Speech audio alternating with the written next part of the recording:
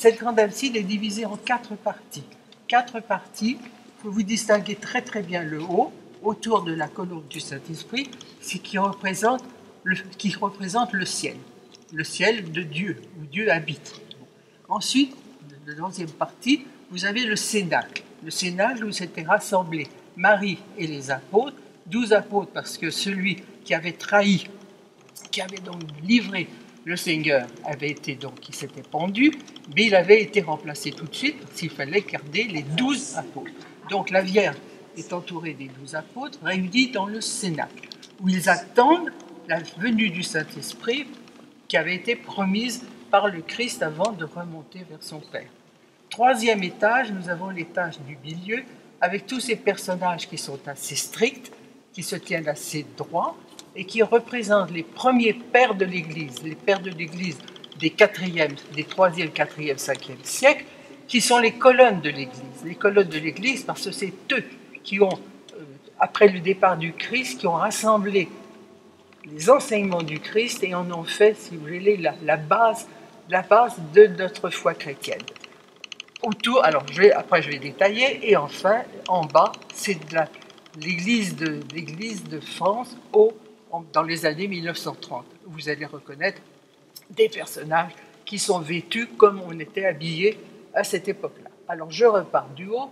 Du haut, voilà la colombe du Saint-Esprit qui va diffuser, le jour de la Pentecôte, qui va diffuser ses dons, ces 7 dons, sur les apôtres pour les fortifier, pour qu'ils soient capables de partir pour évangéliser le monde selon l'ordre que leur avait donné le Christ avant de remonter vers son Père. Alors, tout à l'heure, je vous ai dit que dans les premiers mots donc du récit des actes des apôtres et qui parle de la Pentecôte, il est question d'un vent violent. Ce vent violent, j'imagine que quand vous regardez le Cénacle, vous vous rendez compte que ce vent avait une violence extrême. Regardez les rideaux, regardez les vêtements. La Vierge semble danser au milieu des apôtres dont les vêtements bougent énormément. Donc c'est le vent violent qui est donc représenté là. Et alors, venant de la colombe du Saint-Esprit, vous voyez descendre ces fameuses langues de feu. Le mot langue a son importance, puisque à partir de ces langues de feu reçues par les apôtres, ceux-ci ont été capables de se faire comprendre des auditeurs qui étaient rassemblés autour du Cénacle quand ils sont sortis du Cénacle et qu'ils avaient reçu les rayons des flammes du Saint-Esprit. Vous voyez les petites flammes qui descendent sur chacun de ces personnages. Vous les voyez donc très bien. Il y a les 2 lucarnes qui sont en haut de la pièce qui représente le Cénacle. Ces deux petites fenêtres ressemblent vraiment aux tables de la loi. Et au fond, Maurice Denis a voulu faire le lien entre l'Ancien et le Nouveau Testament. C'est très important, puisqu'au fond, la chrétienté vient du judaïsme. La première alliance, elle a été faite aux Hébreux. Et nous sommes les chrétiens de la deuxième alliance. Et alors, donc vous voyez ça, alors ces lumières, vous allez les retrouver jusqu'en bas. Vous voyez tout à fait au sol, presque au sol, vous voyez les rayons de lumière qui descendent. Parce qu'ils vont descendre d'abord sur les pères de l'Église, qui sont au 3e niveau, et au 4e niveau sur le peuple de Dieu, pendant les années 30, mais bien entendu qui se continue sur tout le peuple de Dieu à travers les générations jusqu'à la fin des temps. Alors, après avoir vu et examiné le Cénacle, nous passons sur cette sorte de tribune, de grande tribune, où se trouvent regroupés ces pères de l'Église autour du personnage central de Saint Paul, que vous voyez avec sa grande toche bleue, et autour de lui partent du côté qui est illustré par Saint Pierre de Rome, c'est donc l'Église d'Occident, de l'autre côté de Saint Paul, les autres pères de l'Église, que l'on va nommer les pères de l'Église d'Orient, autour de Sainte Sophie de Constantinople, qui donc est l'image de même Saint Pierre de Rome et Sainte Sophie, l'image de la chrétienté d'Orient et d'Occident. Alors, autour de Saint Paul, nous avons tous les apôtres qui sont donc à sa main droite, à gauche pour nous. Nous avons d'abord Saint Hilaire de Poitiers. Saint-Hilaire de Poitiers, nous avons ensuite Saint-Jérôme, nous avons ensuite Saint-Ambroise de Milan, nous avons Saint-Augustin, et nous avons les deux personnages qui sont sur le côté, Saint-Léon et Saint-Grégoire le Grand. Ce sont deux grands papes de cette époque. Deux grands papes de cette époque. Et alors, de l'autre côté, nous avons Saint-Athanas, nous avons Saint-Basile, nous avons Grégoire de Nazianze, nous avons caché un tout petit peu Saint-Cyril, très important aussi, nous avons Saint-Jean Chrysostome, qui était un grand prédicateur, et on voit, il fait un large geste pour proclamer la foi, et le petit dernier là, c'est Saint-Grégoire de Nice. Voilà. Donc, Église d'Orient, Église d'Occident. Alors, il y a des choses intéressantes parce que Maurice Denis, et d'ailleurs tous les fresquistes, ont toujours essayé de donner un tout petit détail, qui paraît un tout petit détail, mais qui veut dire beaucoup de choses. Alors, regardez par exemple tout de suite à votre main gauche, le grand personnage en blanc, que je vous ai appelé Saint-Grégoire le Grand. Regardez, sur sa main, il y a une petite colombe, parce que Maurice Denis a voulu montrer qu'il était inspiré. Ça a été un grand écrivain religieux, enfin, sur la foi, et il était donc inspiré directement par le Saint-Esprit. Il y a autre chose, mais alors là je vais demander à Olivier, parce que j'avoue je ne me rappelle plus, il nous l'a expliqué une fois, autour de Saint-Ambroise de Milan, regardez. Qui se transforme en quatre petites choses, en fait, ce sont des abeilles. Les abeilles. Puisque en fait, la légende raconte que quand il était enfant, des abeilles sont rentrées et sorties de sa bouche.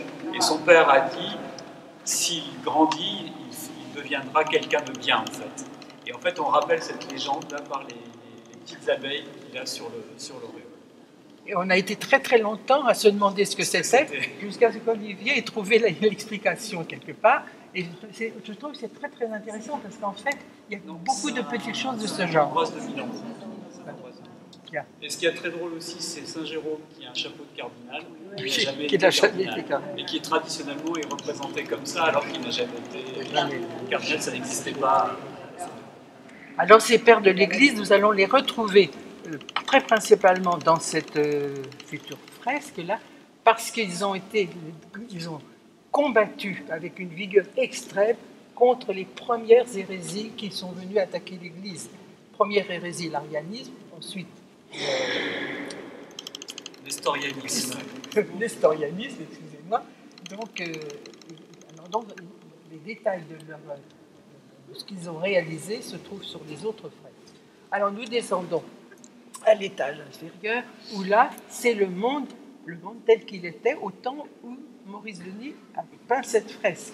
Et alors, Maurice Denis et beaucoup de, ses contemporains peintres avaient l'habitude de choisir parmi leurs amis ou leurs familles qui prêtaient leur visage pour représenter des personnages importants que Maurice Denis regroupait sur ses fresques. Alors nous avons là le cardinal Verdier qui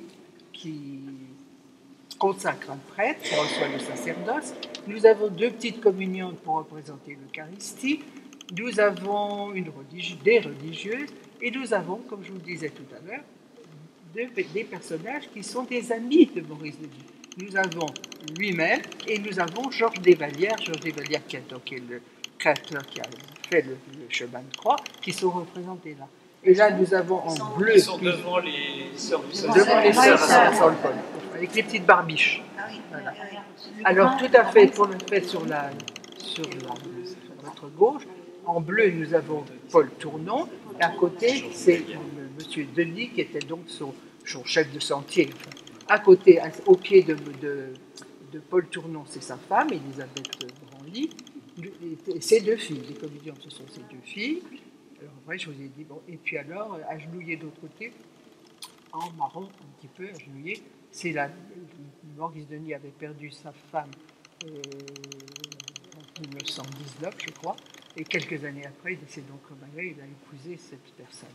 Et ce qui est très curieux, ce que nous avons appris, il y a une très grande ressemblance entre l'ange parce qu'en fait, c'est la représentation de la délivrance de Saint-Pierre qui avait été mis en prison, donc à cause de sa foi, par les grands prêtres. Il avait donc été mis en prison et il est délivré par un ange. Et Maurice Denis a donné à cet ange absolument les traits de sa première femme, et donc il l'a représenté là dans cette délivrance.